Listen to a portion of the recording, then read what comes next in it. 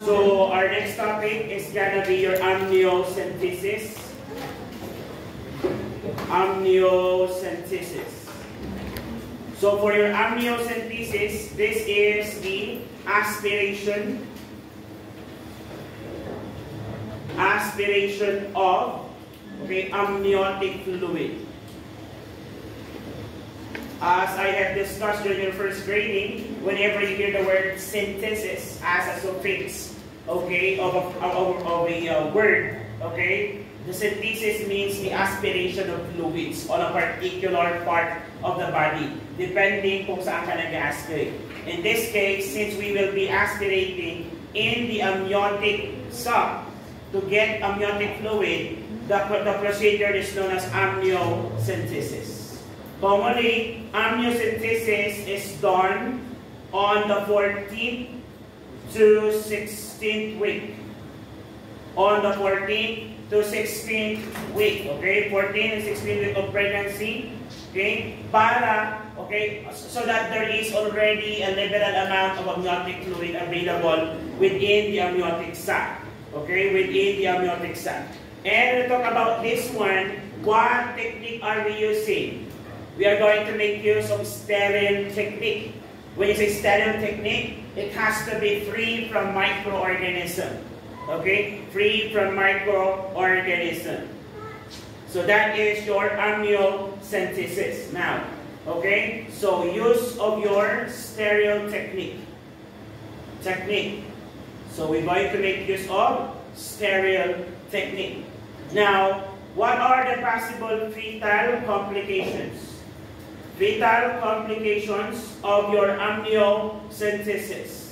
Since there is puncture, doon sa abdominal wall of the mother, possible po na magkaroon ng hemorrhage.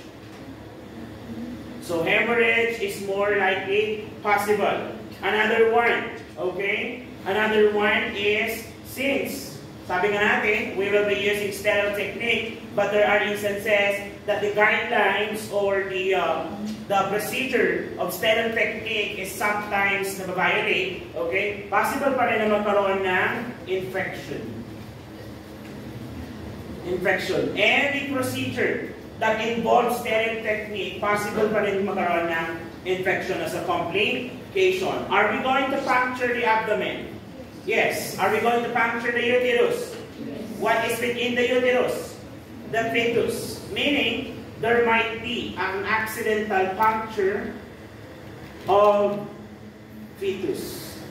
There may be an accidental puncture of the fetus. Are we going to puncture the amniotic sac? Yes. Since we will be puncturing the amniotic sac, pwede magkaroon ng initiation of premature labor. Initiation of premature labor. And we know that a premature labor may lead into a premature birth. And a premature birth may lead to a premature infant.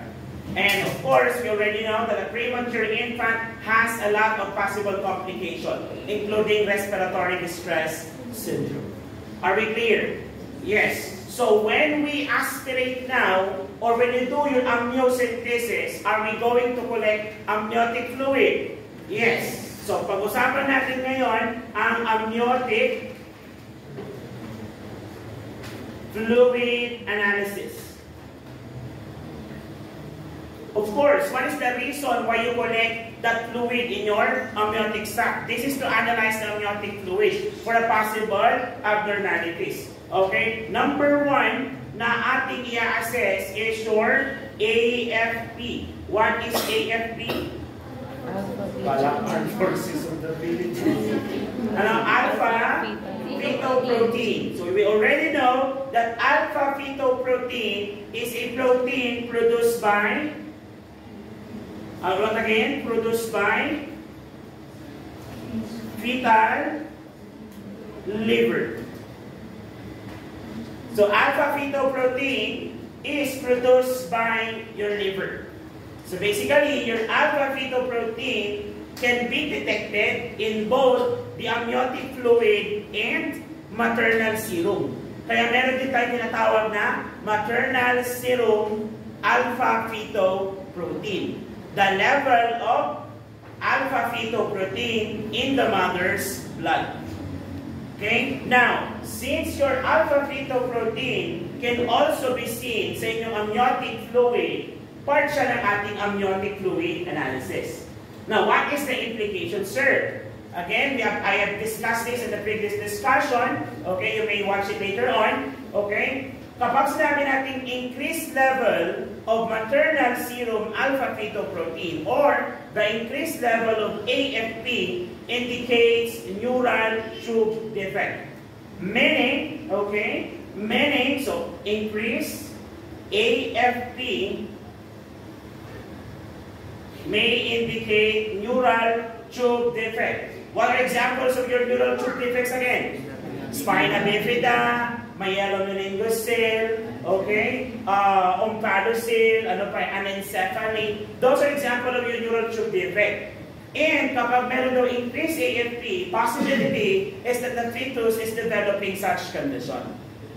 While a decreased AFP indicates Down syndrome. A decreased AFP indicates Down syndrome. Are we clear? Yes, that's why you analyze for the AFP. And take note, your AFP starts to increase at 11th week of pregnancy. So, kapag gagawin mo itong test na to, you're going to perform it on an earlier part. Okay? Para mas conclusive po ang mas conclusive ang results. Kasi nga, kapag mataas ang alpha-fetoprotein, because you have conducted the procedure after 11 weeks of pregnancy, possible kasi na regular effect lang yun na pagtaas ng liver protein. Okay? Or fetal liver protein ng ating fetus. Okay? Another one is your bilirubin. Bilirubin determination. So what is the implication of bilirubin determination?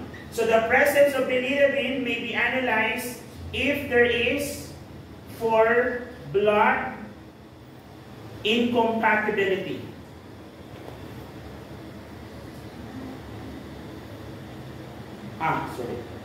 Blood incompatibility. So for blood incompatibility, okay? For blood incompatibility suspicion. Okay? Suspicion. If the fetus is suspected to have blood incompatibility, kailan nangyayari ito? For example, nagkaroon ng tinatawag na vaginal bleeding. Any form of bleeding during pregnancy or threatened abortion, hindi natuloy yung abortion, the fetus is still there, it's not yet dead. Okay, so the pregnancy can still continue. Okay, there may be a mixture of the blood of the mother and the blood of the fetus, causing an incompatibility because of the Rh factor. Have you heard of the complication of Rh incompatibility? This happens when the mother is negative and the fetus inside her womb is positive because the father is positive Rh. In that case, the possibility of developing incompatibility is high. That's why you have to check the other tests in order to confirm such condition or suspicion. Because without doing so, hindi natin mabibigay yung immediate intervention causing now Rh incompatibility and succeeding pregnancies will die. Kapag hindi natin yan, nagbigay ng intervention. So what will be the intervention if there is a confirmed Rh incompatibility? We are going to give your RhoGAM. Okay, we're going to discuss that later on. Okay, RhoGAM is yung parang antigen siya, okay, na binibigay sa mga babae na mayroong Rh incompatibility so that they will get rid of that condition because without doing so, succeeding fetuses will die. So mabubuhay yung first pregnancy but succeeding pregnancy will be eliminated. Clear tayo? Yes. So that's your bilirubin. So the specimen, okay, take note that when you do your bilirubin test, okay, okay, sample should be free from blood. Bakit? Because blood, upon cell destruction, leads into increased bilirubin. Tama po ba? Yes. Therefore, if the sample or the amniotic fluid that you will be testing is full of blood, it will give you a false positive result. Okay? A sample with blood will give you a false positive result. Okay? So, pwede siyang mag-lead into false positive result. Okay? If the sample, okay, that you will be testing has blood. Clear tayo? Hello? Yes. Okay. Still under your amniotic fluid analysis, let us discuss your chromosome. Okay? Chromosome analysis. So let's discuss your chromosome analysis. Okay? So for your chromosome analysis, okay, these cells may be cultured. These cells will be cultured by getting samples from the fetal skin. Okay, from the fetal skin. So get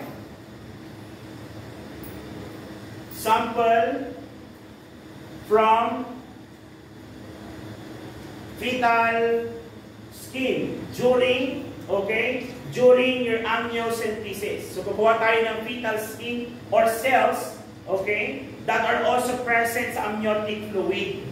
Okay, so basically, yung mga dead cell skins ng fetus, it will be mixed with the fetal amniotic fluid. Are we clear?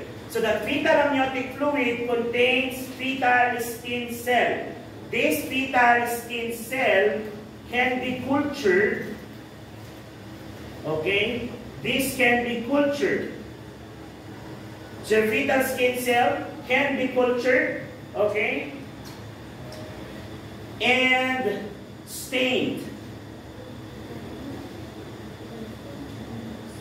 Cultured and stained for karyotyping. For karyotyping, that is used for genetic analysis.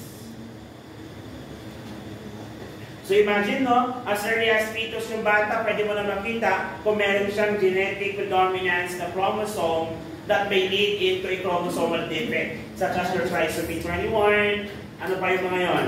Yung mga discuss natin. Turner syndrome, okay, ano pa? Your Klinefelter syndrome, tama po ba?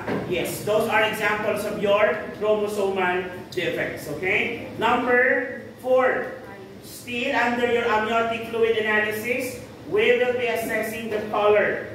Okay, so the color of your amniotic fluid. The normal color is color of water. Color of water.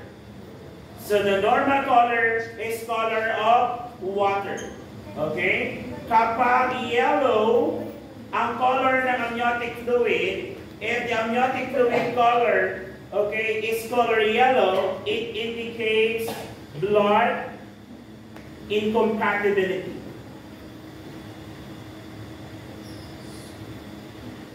Blood incompatibility. Okay? Because of the presence of your bilirubin. Okay? Due to RBC destruction. Take note that during RBC destruction, bilirubin level increases. Clear? Yes. Okay? Because of that, it will make the fluid color yellow. Color yellow because of the presence of your bilirubin. Another color is green. Green color suggests meconium. Meconium staining. So meconium staining, as we know, meconium staining, so meconium feces is the first feces ng baby. Okay, so technically, ito yung tinakain niya after delivery dapat. But, during delivery, bago siya may panganak, tumain na siya sa loob, at tawag natin doon meconium stain. Okay? And meconium stain is associated with fetal distress. So, as a matter of fact, if the baby were born with meconium stain, they need to be admitted to the hospital for antibiotic therapy. Okay? For antibiotic therapy. Because there is a possibility that they have acquired infection because of that phenomenon. Number 5. We are going to check for fetal fibronectin. Fetal fibronectin. So fetal fibronectin is a glycoprotein. This is a glycoprotein, okay? The glycoprotein that helps. It is a glycoprotein. Oh, what happened? Yeah. It is a glycoprotein that helps placenta. That helps placenta to attach to uterus. It helps placenta to attach into the uterus. So early pregnancy can be assessed in the woman's cervical mucus. Pwede mo siyang makita doon. Then after that, okay, the amount declines in number. And after 20 weeks of pregnancy, it is no longer present in the amniotic fluid. So initial lang or in the early part of pregnancy, okay? In the early part of pregnancy, doon lang po siya mataas. But after 20 weeks, ilagay na lang natin dyan, at 20 weeks of AOG starts to diminish.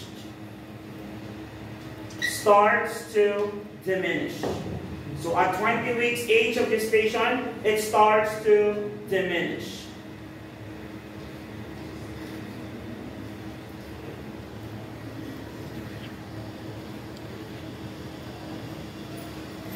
Okay, are you done copying? Yes. Number 6. Amniotic fluid analysis is inborn errors. So inborn errors of metabolism. So inborn errors of metabolism, okay, means to say these are conditions that can be detected through amniocentesis. Okay? These are conditions that can be detected through amniocentesis. So to be identified, okay, for the condition to be identified, an enzyme must be present. An enzyme must be present in the amniotic fluid as early as the time of the procedure. Inborn errors of metabolism. In order to detect this, an enzyme must be present in the amniotic fluid as early as the time of the procedure. What are examples of your inborn errors of metabolism? What condition are these? Pwede niya na celiac disease. Okay, cystic fibrosis. Kasi lalapot lahat ng mucus mo sa katawan. Celiac disease, hindi ka makapag-absorb ng mga certain parts of certain types of foods that are high in gluten. Alam mo yung gluten? Gluten. Do you know what gluten is? Have you been to a restaurant that's offering mga lacto-vegetarian foods? Okay, yung mga meat substitute. Have you been to Health 100? Yun, yung karne nila doon. Yeah, that's actually a gluten. Okay, a lot of foods that we have actually contains gluten, including bread. Okay? So may mga gluten yan. Kaya nga nauunaw si mga pagkain ng gluten-free foods because there are individuals who are actually allergic to gluten. Okay? Tawag sa kanya na yun, celiac disease. Okay? So we will be tackling that more by next semester during your abnormalities of the pediatric conditions. Okay? Next, aside from the inborn errors of metabolism, number 7 is we are going to analyze for lecithin or your sphingomyelin.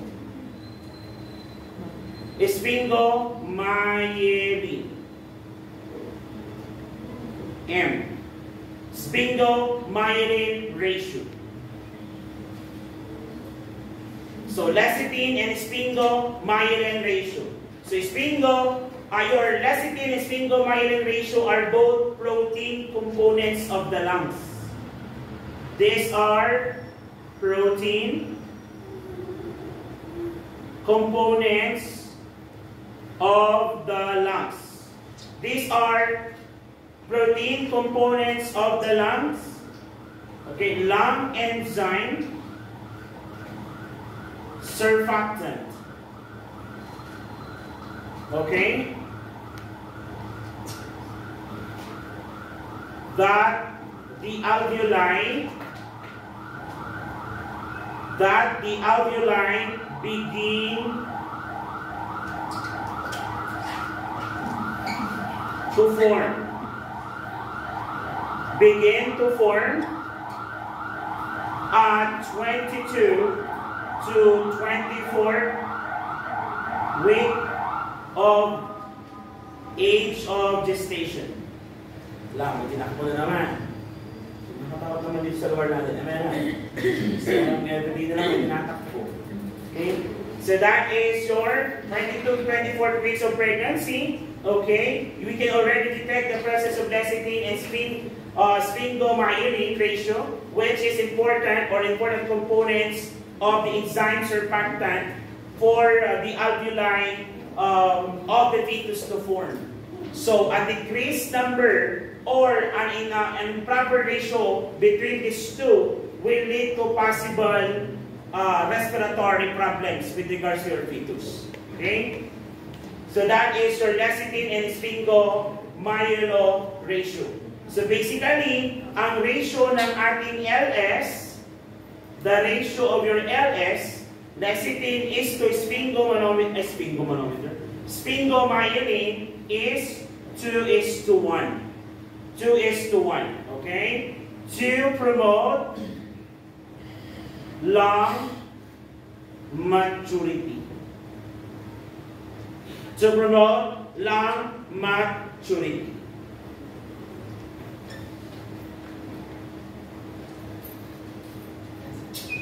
To promote lung maturity. Number 8 is still under your amniotic fluid analysis. Last one is your phosphatidylglycerol. Phosphatidylglycerol and desaturated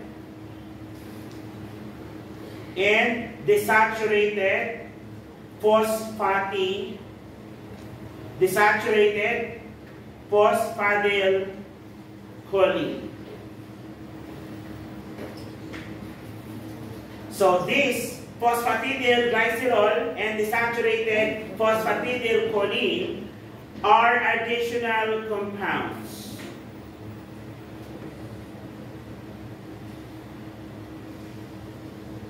These are additional compounds in addition to lecithin and sphingomyelin.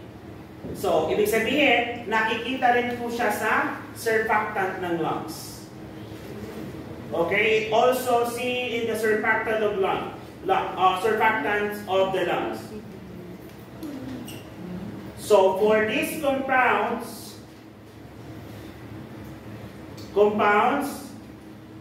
help lung maturity compounds help lung maturity at the period of 35 to 36 week of AOG.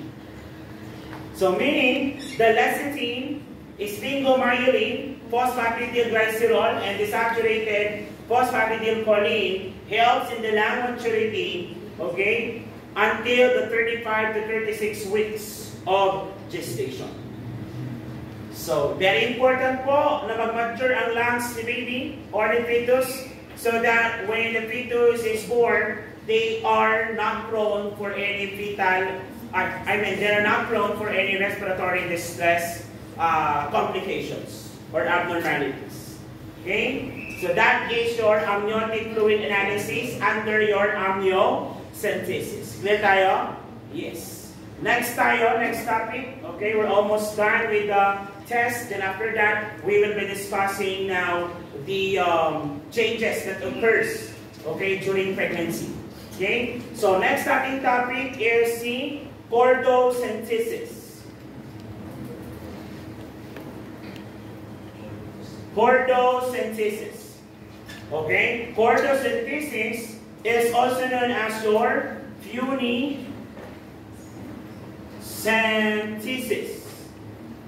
Chordocentesis or funicentesis. So chordocentesis or funicentesis is also known in some books as POPS. What is POPS? Percutaneous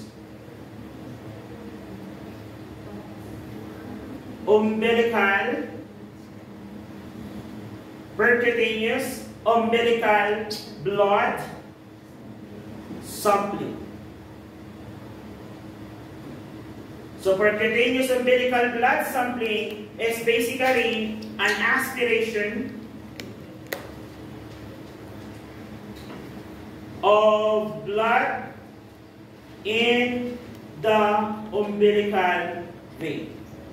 The aspiration of blood in the umbilical vein. So percutaneous ibig sabihin dito sa duodenal. How are they going to locate the umbilicus? Okay, locating umbilical vein through ultrasound. Locating the umbilical vein through ultrasound.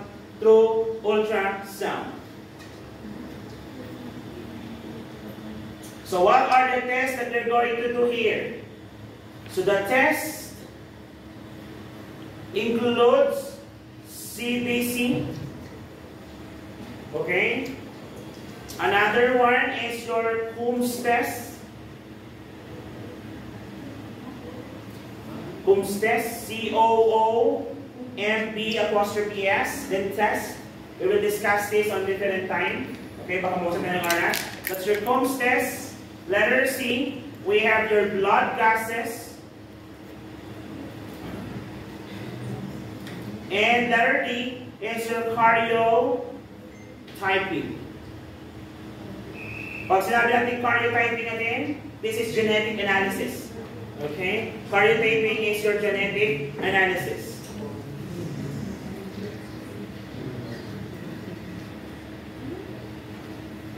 Now, okay, meron tayong tinatawag na Klein.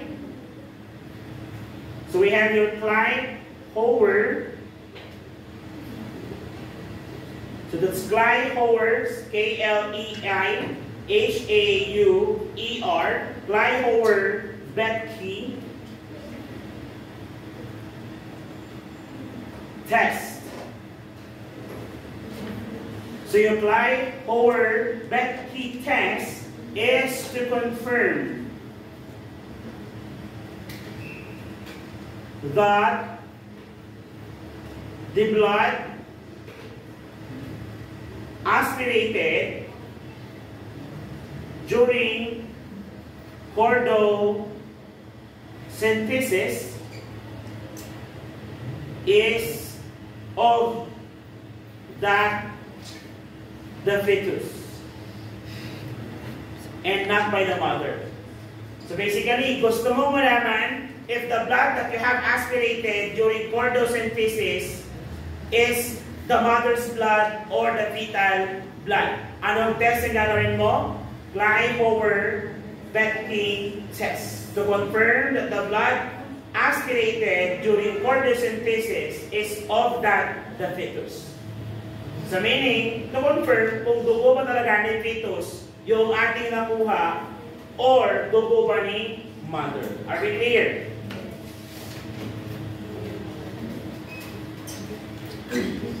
So, the test. Pag sinabi natin chordosynthesis test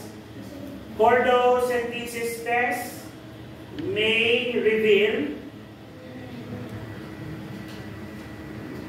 fetal anemia. Your chordosynthesis test may reveal fetal anemia. So pag may fetal anemia, what is the management? Mother may receive blood transfusion.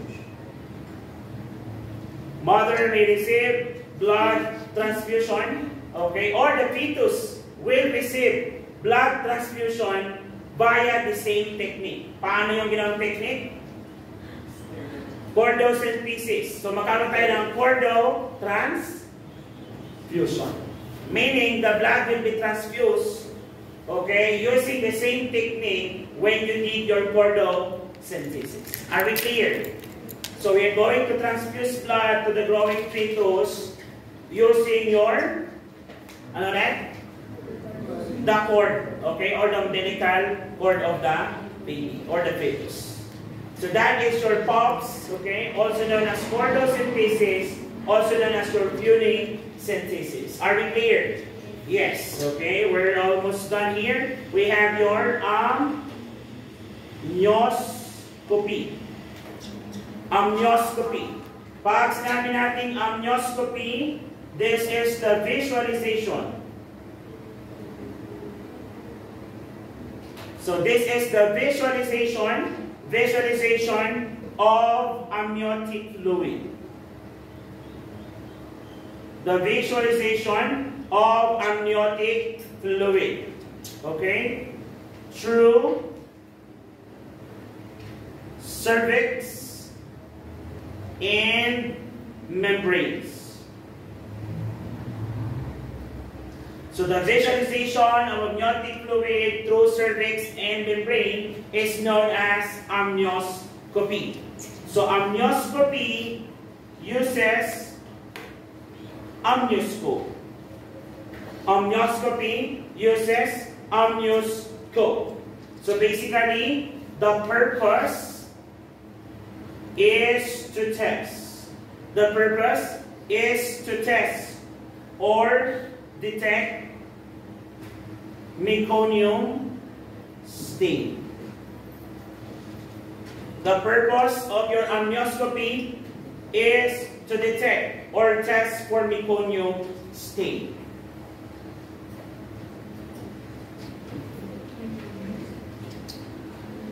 Okay na tayo? Okay, last two. Next, another one is your fetoscopy. Fetoscopy. So, fetoscopy naman, from the word itself, visualization of fetus. The visualization of fetus using fetoscope. Visualization of fetus using fetoscope through amniocentesis. Through amniocentesis technique. So, fetoscopy is the visualization of fetus using fetoscope through amniocentesis technique. Through amniocentesis technique. So, very helpful ito to detect the fetal well-being. Okay? So, what are the purposes? What are the purposes of your fetoscope? Number one, to confirm to confirm intactness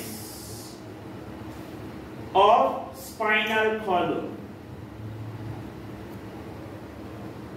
So when are we going to do this? Based on our discussion earlier, what particular proteins or enzymes, okay, is being tested that would warrant you to look for or to use fetoscopy to confirm the intactness of spinal column? Still remember alpha-fetoprotein. If a child or if the amniotic fluid or the maternal serum contains a high level of alpha-fetoprotein, meaning the child may have your neural tube defect. To confirm the condition, pwede tayo magtanggap ng fetoscope to visualize the spinal or the back of the fetus kung meron ba talaga siyang spina bifida. Or in this case, kung anencephaly, pwede naman yung skull niya. Okay? Kung yung skull niya ba is hindi fully formed. Okay? Another purpose of your fetoscopy is for biopsy. Or biopsy. So, for fetal biopsy, okay, to check the fetal tissue and the fetal blood samples for possible abnormalities. And the last one is to perform surgery. To perform surgery. For example, if a child develops hydrocephalus and it was confirmed, okay, during series of examination while the woman is still pregnant, pwede ba natin bawasan yung epekto ng hydrocephalus? Yes, they are going to perform yung tinatawag na, so they're going to insert a polyethylene shunt, okay, in the fetal ventricle to fetus with hydrocephalus. So ano ang hydrocephalus? The accumulation of excessive fluid in the intracranial space. Clear tayo?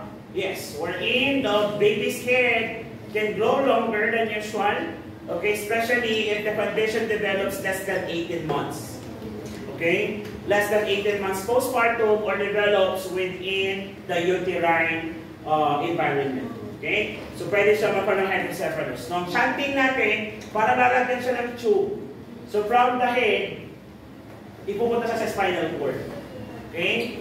So, ginagawa natin dito sa Pilipinas kami, kung saan may makikita kayong mga hydrocephalus patient na bata, papapainin dito sa ulo nila para mayroong catheter. Yung catheter na yon connected dun sa tiyan nila. Okay. Para yung fluids dumiretso sa tiyan. Okay. Hindi maipon sa ulo. Okay. So that is your shunting na tinatawag. Okay. By the way, kapag sinabi natin fetoscope, idagdag nyo na lang din dyan, done on the 16th to 17th week of AOG. 16th to 17th week of age of gestation. Clear tayo dyan? Are we clear?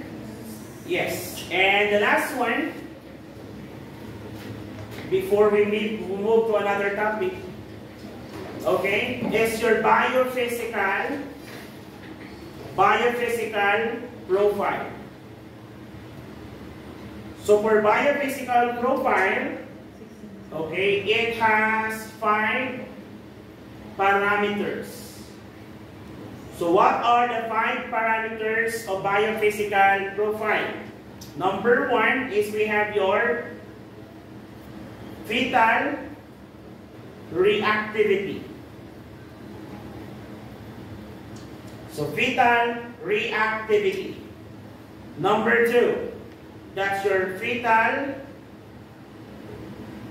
breathing. Fetal reactivity. fetal breathing movements. The next, fetal body movement. Fetal body movement. Number 4 is your fetal tone. When say fetal tone, the muscle strength. Tama? Kung sila ba ay nag-reflex. Okay? And the last one is the volume of amniotic fluid. So that's the 5 parameters of the biophysical marker. The 5 parameters of the biophysical marker. So, may familiar ba sa inyong test na ganyan? Wherein you're going to assess for the fetal breathing, activity, your Apgar scoring. Okay? So, Apgar scoring. Doon, Apgar scoring kasi ginagawa siya post-delivery. This one, during intrapartal period. Ibig sabihin, nasa tiyan pa lang si baby. Okay? Ginagawa siya. So, the 5 parameters. So, scoring natin dyan is 8 to 10. Okay? Scoring. So, your fetal scoring na tinatawag, 8 to 10. Then, meron tayong 6. Then, 4. Ang 8 to 10 indicates fetal doing well. Fetal doing well. 6 means considered suspicious. Considered suspicious. And 4 denotes fetal jeopardy. Fetal jeopardy. So probably the fetus is in serious jeopardy. Are we clear? Okay. So that is your fetal scoring under your biophysical profile scoring. Okay, do you have any questions? So that is your assessment natin to assess the fetal well-being during pregnancy. Are we clear? Yes.